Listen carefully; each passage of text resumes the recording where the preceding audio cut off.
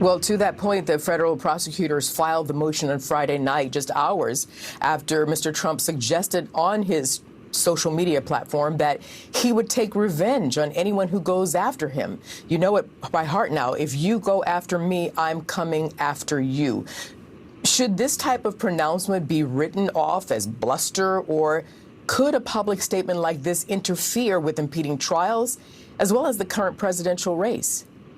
That's a great question. For a normal person who's not Donald Trump, or even a former president who doesn't speak this way in public typically, yes, it edges on witness tampering. Those are allegations that have been made against Trump before, intimidation of possible witnesses.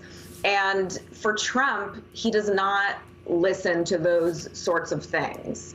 And so what he will probably continue to do is cast as much doubt and go as close to the line as possible, perhaps before a judge directly confronts him about those sorts of statements.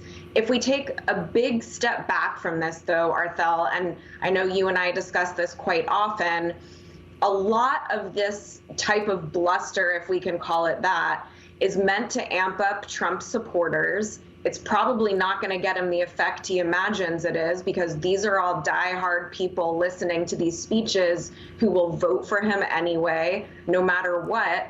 And it's very, very hard to imagine, and I think the assumption is made way too often, that there are voters out there who were planning to vote for Joe Biden in the first place, but then heard Trump saying how he's a victim of the legal system and he's having all these unfair restrictions placed on him, and then somehow converting to his side. It's just not realistic, but he's probably understandably trying to energize his supporters as much as possible.